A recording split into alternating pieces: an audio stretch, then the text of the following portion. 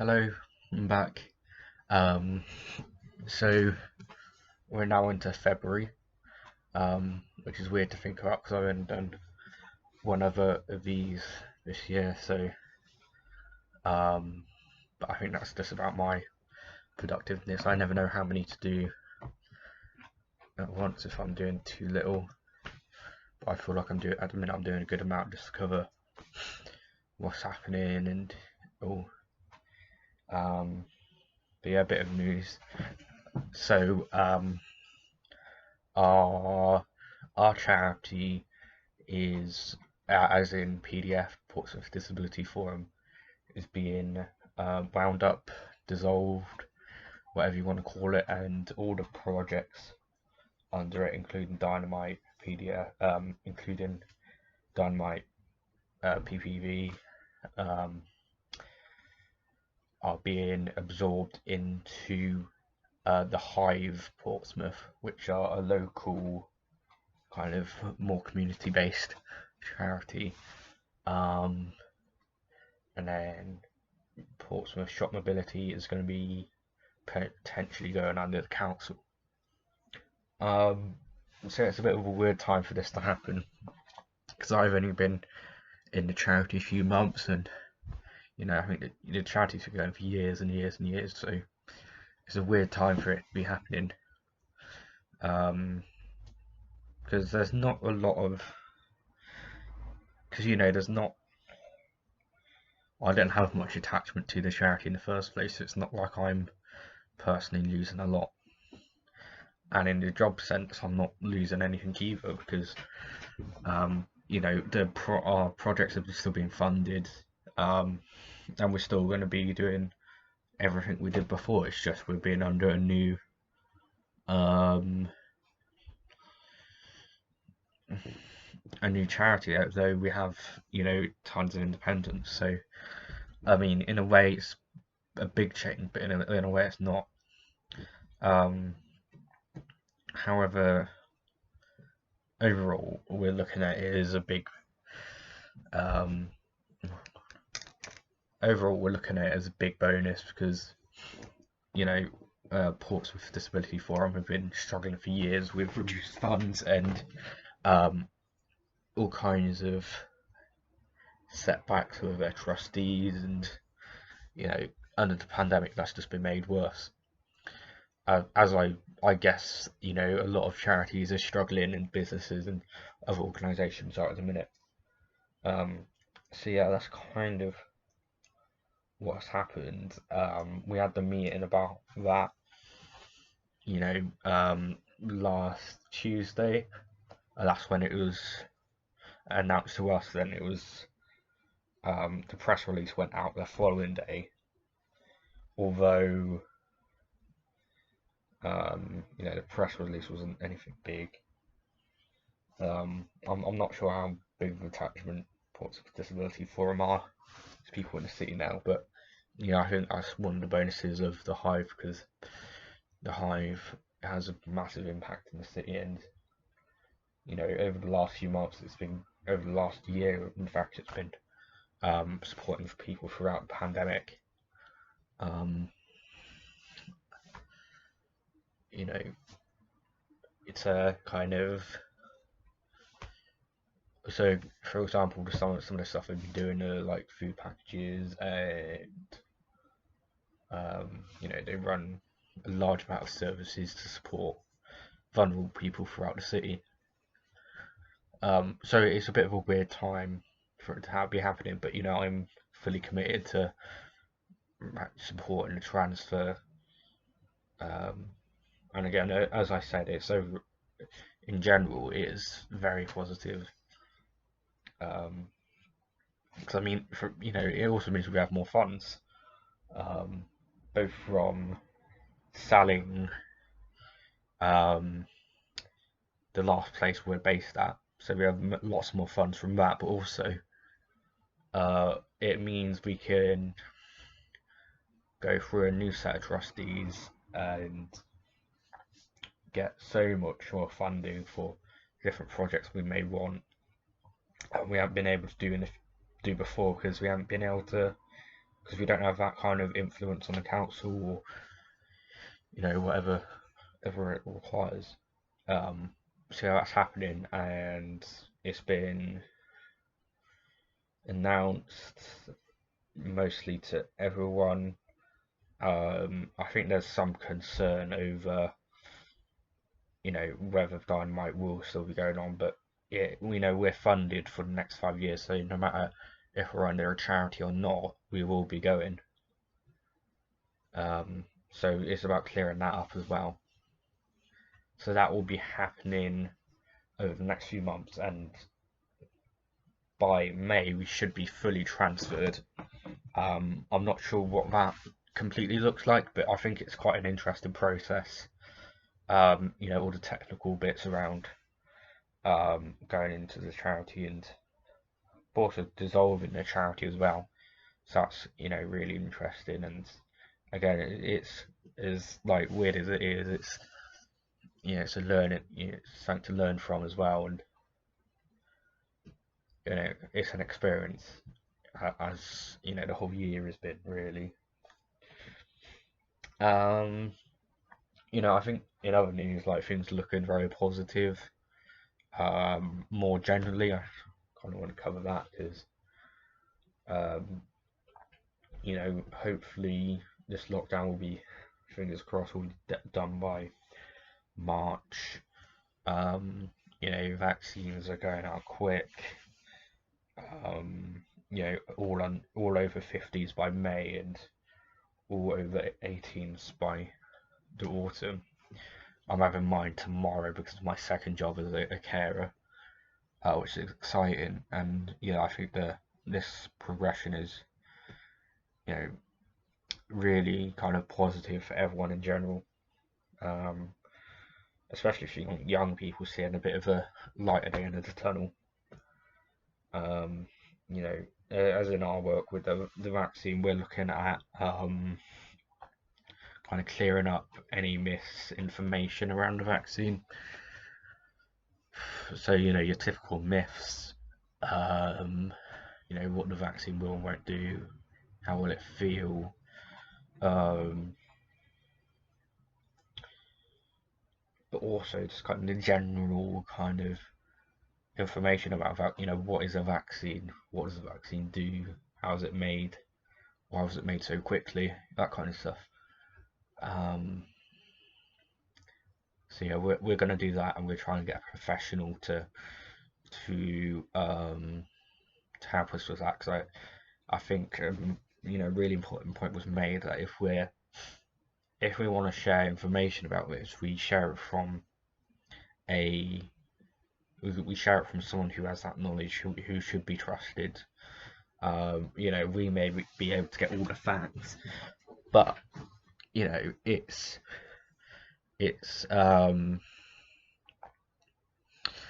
what is it? It's who it's about who you'd it's about being a role model in the right sector. So I could very well have all the facts. I've studied health and social care and all that, so I could very well have all the facts. But to get the facts from a nurse, a doctor, someone like that would be a lot more credible, and it would set a much better example. I can talk about, say next week I could talk about what it was like to have the vaccine. What can you expect? Because I'm experiencing that, but I wouldn't be able to credibly talk about a vaccine in the scientific or medical aspect. So that's kind of one of the things we're doing. What else? So the work around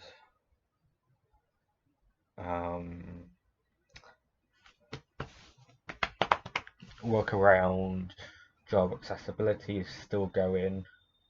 We had a young inspection of that, and that was quite interesting to get young people's opinions on job applications, the kind of jobs they would go for, and kind of what accessibility concerns they might have in job applications.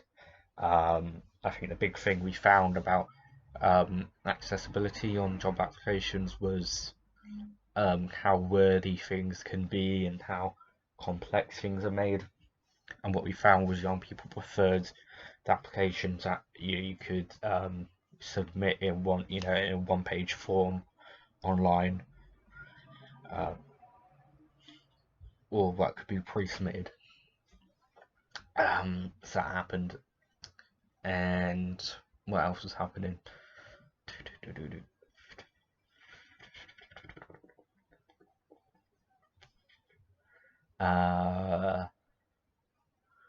Yeah, so the whole thing about getting an intern, I think that's going to be delayed a little, or at least kind of just putting that information out there, because the issue is, I work under PDF for Dynamite, so in the future, because PDF are being dissolved, I could very well put it under Dynamite. However, I figured if it's the Hive, then people could probably get a lot more out of that, because I'm only working 24 hours a week, but potentially people could work throughout the week, and when they're not doing stuff with Dynamite, they could work on wider kind of disability strategy in the city, which would make a lot more sense, because I feel like that would be kind of the Hive's thing as well. So I'd really like to do that. Yeah, put the advert up for that. However, because we're not under the Hive at the minute, I don't want to misrepresent them, essentially. So I want to do that as soon as possible, but yeah, maybe there's a way for me to get around that, but I'm not rushing that at the minute. Yeah. So what else is happening? Yeah. So another thing, I guess, was the planned pizza night that we never really planned properly. So we've been trying to plan something for originally this is back in October, September time, that I planned to have a pizza night with Dynamite in February. So that was it. And then December, I linked up with someone else, and we're going to do it jointly. And the idea was to do it around transitions between education and work and all that, which was good. And then we're in the start of February now, and we've not got really much of a plan. I think the whole lockdown really knocked us off, and we're not completely sure where we're going with it. I think the physical, the pizza night itself will be kind of fairly easy to implement, but the issue we had is what we were going to do around it was some kind of training around transitioning to college or university or work or whatever, internships. And the issue we had there is that nobody, we can't do physical training, and nobody, the kind of the word from young people is that nobody's really interested in webinar training, or young people don't seem to want to be on Zoom any more than they have to be, really. It's that Zoom fatigue. So we're really kind of stuck there. Um, and I guess I'm having a meeting about it tomorrow, but the only kind of alternative we have is making some kind of content, like maybe a minute long at max of different topics. That wouldn't be training per se. However, it may have some kind of impact. I don't know. So it's been suggested that a lot of young people now get their content off YouTube/TikTok. I have previously gone into kind of considered the thought of TikTok, which could possibly be a good idea. It's very hard to say because there's not a group like us that have done TikTok before, so it'd be a kind of a new venture. I think it's easy for things to get popular on TikTok, so potentially we would have the reach, but I don't know. It's hard to say. I think we're still learning, and I'm still learning in February, and yeah, it's a hard one. I think there's been a bit of my motivation's been a bit up and down recently, for various reasons, I think, as well, because it's about what's happening around you and everything. Yeah, I'm still motivated in my role, but it's also um, the is also kind of the global kind of situation, and that is I feel so busy, but I'm not at the same time. Um, so yeah, I think at some point I will do a discussion around motivation and all that, on here basically, um, kind of exploring how I've dealt with that. It doesn't happen working from my bedroom at home, um, or anything like that, but um, yeah. So we'll see how the next few weeks go, and when I next have an update, I'll be updating you. Right, bye.